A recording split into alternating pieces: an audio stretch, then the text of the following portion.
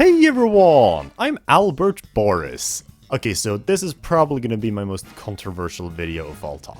But at the same time, hot takes are also a common staple on this channel, so you know what, screw it. I think this could be an interesting topic to discuss. Mario Kart 8 Deluxe is not the amazing masterpiece it's commonly held up to be, in my opinion. And I'm not saying that because Mario Kart World is around the corner and looks better in almost every way. I mean, it certainly does, but this is something that I felt from the moment I first got my hands on this game. Maybe even before, in fact. And that might be a bit hypocritical of me to say, since if it weren't for me making videos on it back in 2023, I probably wouldn't be as relevant on YouTube as I am today. It kinda started to mean this whole f***ing business. But hey, it's not all black and white. I don't dislike Mario Kart 8 Deluxe, not at all. I think it's a good, maybe even great game in the Mario Kart franchise. I personally put it in A tier when ranking all Mario games on the Switch, and despite my issues, I've poured hundreds of hours into this game. What I don't think, however, is that it's one of the greatest Nintendo games of all time.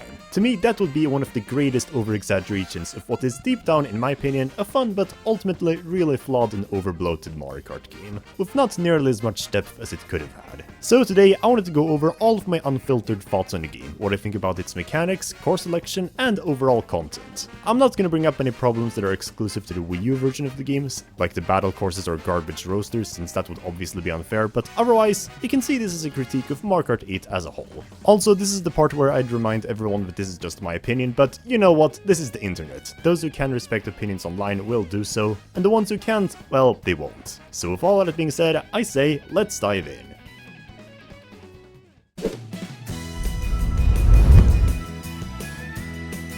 Let's start off by talking about the core gameplay. In my opinion, Mario Kart 8 Deluxe's controls are kind of boring and too simple, without any engaging gimmicks tied to them. Not bad, not at all. Gameplay-wise, they're probably the most polished and responsive the series has ever seen, but where this game makes up in polish, it lacks in innovation and personality.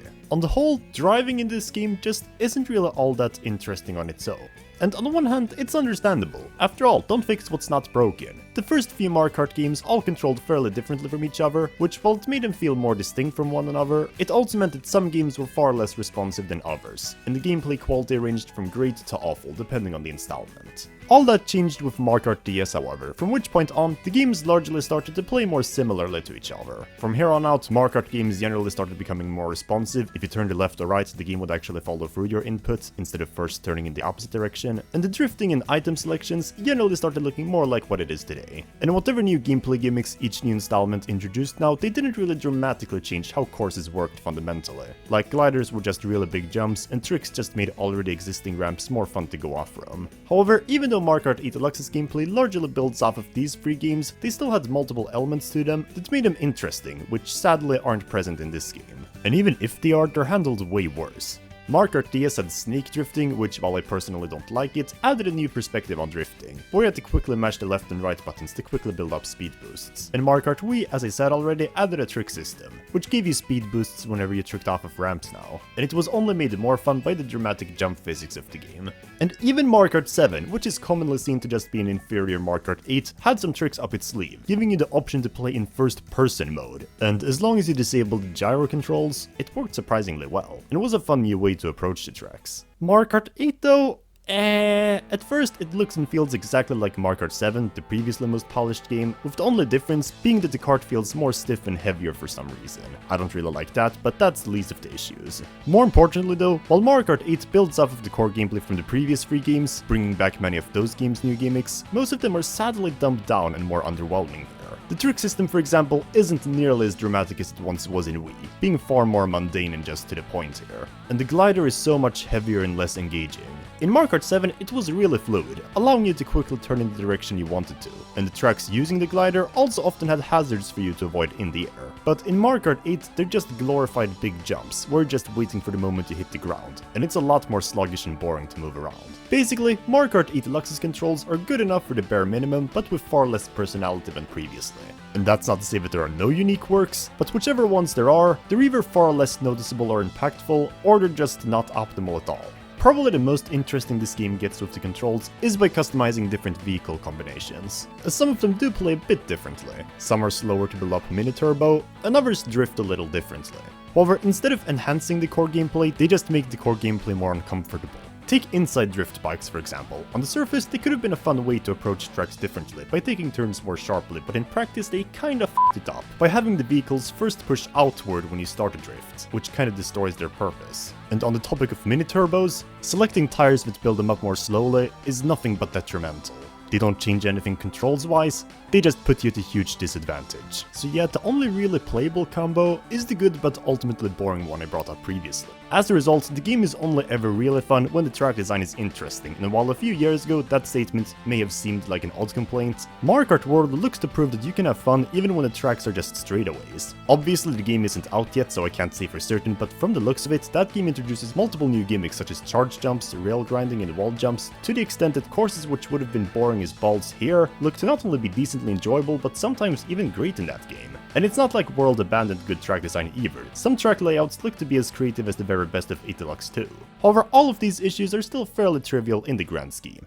What's really garbage about the gameplay is this game's item system. The items themselves, they're fine. They're not the best thing in the world, but they're all fairly decent and don't bring down the game. Among the new items, I think the Super Horn is probably the best one, being a nice rare item that can demolish the blue shells, and the Boomerang Flower is satisfying for letting you snipe multiple people at once with multiple attempts at that, and the Crazy 8 is a cool ultra rare item, giving you almost every item in the game at once. Although screw the Piranha Plant, it leaves you completely defenseless in the back, and while it's cool that it will munch on nearby racers, the speed boosts it gives you when pushing you forward aren't enough to cross shortcuts. And I can't use any other items while it's active either, so thanks for nothing. Oh yeah, and I guess the coin is a nice balance so that whoever front runs isn't entirely safe from red shells. Anyways, these are not the main problem, it's the item distribution. In previous games, you got items based on what placement you were in. In Deluxe, however, while that's still a small factor, this time it's more so based on distance from first place. Which doesn't sound so bad at first, but in execution it just means every race becomes a mayhem of chaos. If one player gets lucky early on and front runs the race by a wide margin, everyone from 2nd to 12th place can get literally anything from red shells, bullet bills, stars or even spiny shells.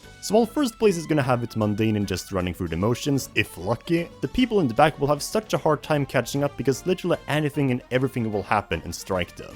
And this is made even worse by the fact that you have double item slots, making there be even more items in play. And if you are in first place and do get an unlucky streak of items, well, good luck ever gaining back your placement. And now yes, some may say that Mario Kart Wii's item system is also pretty chaotic, and I won't deny that, but at least the core gameplay is much harder to master there, so that once you do get good at it, you can still do your best even with the crazy items. Plus the items aren't distance based, making there be a more balanced variety. But in Mario Kart 8 Deluxe, there's far less to master. The controls are as basic and formulaic as they can be, to the point that everyone will master them no problem, assuming you don't have an inside drift bike. And at that point, item luck matters way more. The best I can say about 8 Deluxe's gameplay is the introduction of purple sparks. Since drifting is time-based in this game, the longer you drift, the more of a speed boost you get when you let go, it becomes kind of fun to strategize when is the most optimal time in each track to start drifting, to ensure that you get those sweet, juicy purple sparks.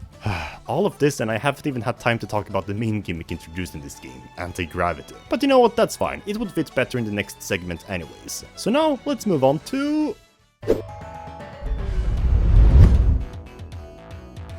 the core selection. This is probably one of the areas where I'm most positive on this game, and I'm not gonna pretend that it's worse than it is for effect. No, Mario Kart 8 Deluxe definitely has one of the best selections of tracks in the series, although when you have 96 different courses, that's not exactly hard to pull off. What I do think, however, is that Mario Kart 8 Deluxe also has one of the more wasted potential and inconsistent selections in the series. Let's start off with the base game.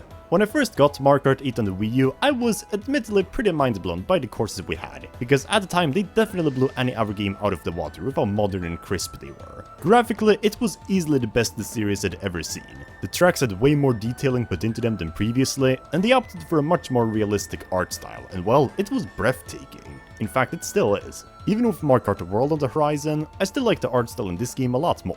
Mario Kart always tried to strive for a somewhat realistic vibe, but it wasn't up until this point that it really became noticeable. And as a result, it made the tracks feel so much more immersive. The retro tracks in particular were a pleasant surprise to see almost entirely reimagined. And in fact, on the whole, I'd say they were more interesting than the new tracks for that reason. Meanwhile, the new courses though, yeah, they weren't really as imaginative, surprisingly. This is probably where I should finally bring up the main gimmick of Mario Kart 8 and how it kind of underwhelms the track selection. Anti-gravity. On the surface, it's super cool, allowing you to drive on the walls and roofs, which makes entire new course ideas possible that weren't before. But what does this mean in practice though? Well, the only tracks that actually use this newfound gimmick in an interesting way are Shy Guy Falls with the waterfall to drive up, Mount Warrior with that dam, Wild Woods, and I guess the F-Zero tracks too. Maybe the beginning of Twisted Mansion as well and Mario Circuit, but that's pushing it. Most of the time, anti-gravity isn't really used as creatively as in those instances though. Usually the developers just put it on any slight curvature, a useless wall path, or in the very worst case, they had this god-awful cliche where halfway through a track, they just made it 2 parallel split paths in anti-gravity, and then had them go on until the end. They usually had no interesting elements on those paths, nor were the paths themselves much different from one another. It was just anti-gravity split road for the sake of it. And they just kept reusing it for so many of the Nitro tracks. Sweet Sweet Canyon, Twisted Mansion, Electrodrome, Bowser's Castle, Rainbow Road, Ice Ice Outpost, heck even Big Blue. All of them used this exact same gimmick, and it just caused them to kind of blend together and make them less unique. And in the end, the only track of those that actually does something interesting with this is Rainbow Road, and that's only because you're able to switch between paths on a whim. And I guess I don't mind Electrodrome's implementation either, since it is kinda cool to see the other path directly above you, but otherwise, no. I never liked this track design growing up, and I like it even less now. And that brings us to what I feel is the main problem with anti-gravity as a whole, because gameplay-wise, it doesn't really change how you drive. Sure, it allows for potentially more interesting track design, but it doesn't feel different how you play. It just causes you to be able to collide with other players for a speed boost, because why not, I guess? Otherwise, it feels exactly the same as regular racing. In fact, a lot of the tracks wouldn't even change at all if you just took out this feature. And that's why the empty split paths cliche doesn't work. However, most of these courses are still really good though. They're a bit wasted, sure, but they're definitely still pretty magnificent, and make Mario Kart 8 a fun time despite the lackluster gameplay. And it can't be understated how revolutionary they were graphically. And while some of the retro tracks are still kind of underwhelming, since they usually opt to pick already mediocre courses, it's also understandable why they did so, since they wanted to make them actually interesting for once.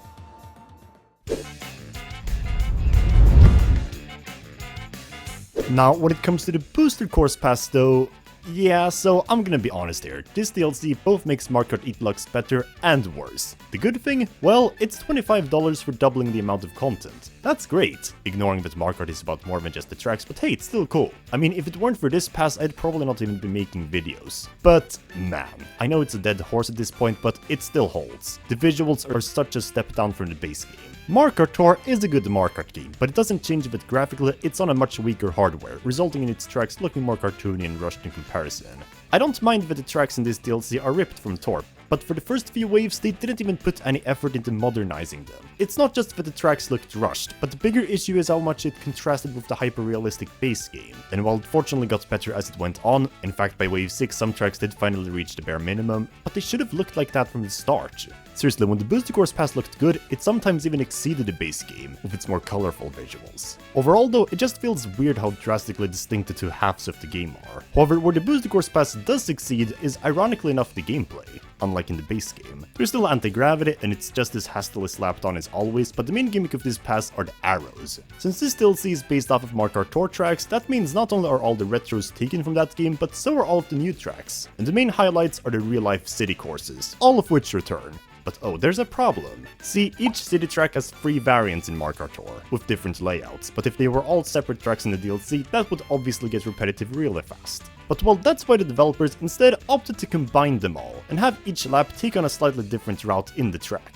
I love this. I already think the idea of racing in real-life cities is cool in its own right, as I love travel. But it's also a gameplay gimmick executed much more interestingly than anti-gravity. Because yes, while this too doesn't change the core gameplay itself, maybe even less so, it allows each lap to stay fresh and distinct, similar to the section courses. And it ensures that the track doesn't get repetitive. And unlike anti-gravity, the execution is much more well realized. Not only are the city tracks distinct from each other, but even within the tracks, some laps feel completely different, with their own set of elements. There's even 2 retro tracks taking advantage of this new arrow gimmick, and they make a way bigger difference than anti-gravity ever could. Calamar Desert has you racing on the train tracks for the last 2 laps, completely changing how I approach the train, and Peach Gardens has you driving backwards for the last lap, which changes some sections in its own right too. And DS Mario Circuit has you driving through the castle on the second lap, to later do the final one backwards. It was just a dream. But still, my point stands for the other 2, and it gives the Booster Course Pass its own depth that the base game lacks. And heck, it even brings back half pipes from Mario Kart Wii, allowing some tracks to have even more depth now. and while they're way worse than they were originally due to the less flashy trick system, they're still cool.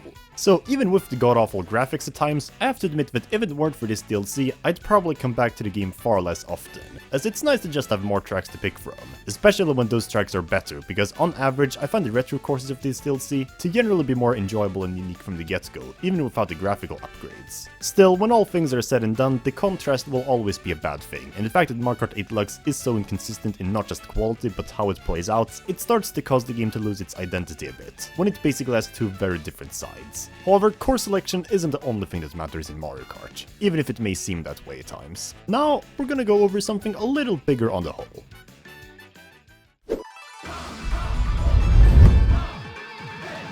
The overall contents of the game. Generally speaking, even though Mario Kart 8 Deluxe has about as many modes and things to do as in previous games, I also find myself coming back to this game far less often despite that. Now that the Boosted Course Pass era is over, I only ever find myself picking this game up again for fun when I have friends coming over, since it's fairly easy to learn, or I just do a couple of online matches and that's it. Fundamentally, Mario Kart is a very straightforward series with simple gameplay, which usually causes it to get kind of repetitive really fast if you're a single player gamer. One way this is usually combated though is with the addition of other game modes and features, beyond just racing or online.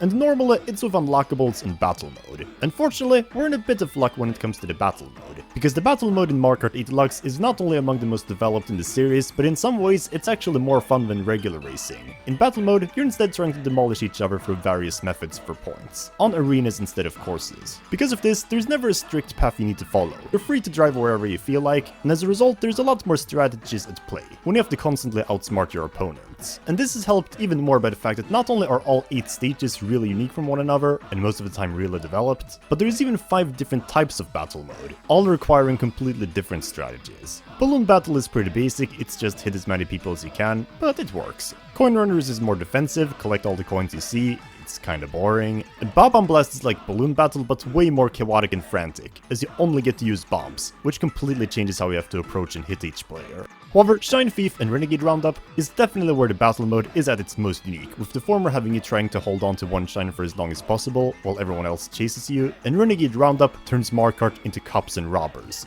I love how differently they play out from anything else, to the point that I don't even mind the otherwise boring controls of this game. And even then, battle mode makes that more interesting too, by letting you turn 180 degrees, which is more useful than you'd imagine for swiftly turning back. And there's also the battle mode exclusive feather item, which can be so strategic as well, as it lets you not only hop over walls, but even steal other people's balloons or coins. Seriously, imagine if this could be incorporated into regular racing too. It would make things so much more interesting. However, what's there outside of battle mode? Well, there's regular versus racing, time trials, online, and Grand Prix. That sounds pretty good. If this were any other game, this would make Mario Kart 8 Deluxe easily the best Mario Kart game of all time, even with the aforementioned issues. But, how the f did they screw up this last part so badly?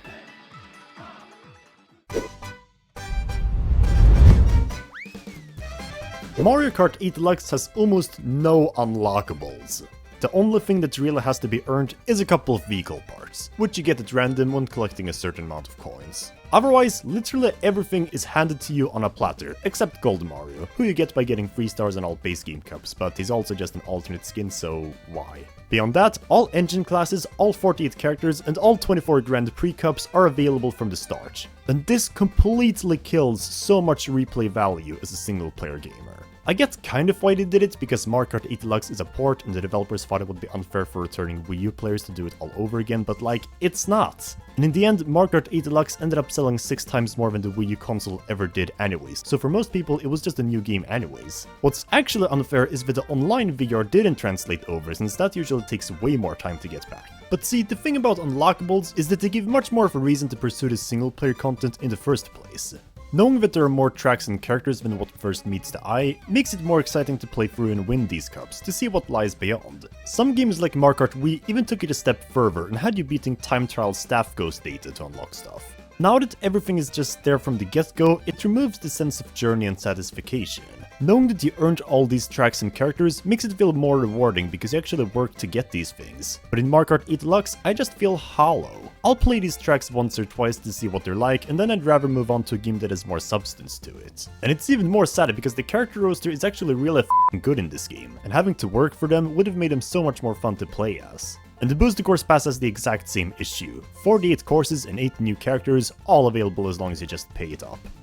Couldn't we at least have had it so that only waves 1 and 4 are available at the start? A lot of people don't mind the lack of unlockables, which is fine, but personally, in a game that's already as simple and straightforward as Mario Kart, I feel like unlockables are an essential to make the replay value more existent. As it is, Mario Kart 8 Deluxe feels a bit like an overbloated shell without them. And while the game is still really enjoyable for what it is, there's never a reason for me to go back to it, and when I do, I usually play it for like 20 minutes max. Otherwise, I'd get sick of it so quickly.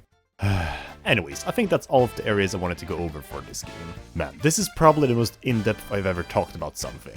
So, how should I conclude this review? I know. Mario Kart 8 Deluxe is a great game. For all it's got, it's not so hard to see why it's the common fan favorite of the series, with its highest amount of characters, courses, almost everything. However, beneath the surface, the quality is more comparable to that of fast food, with its uninventive gameplay and lack of replay value.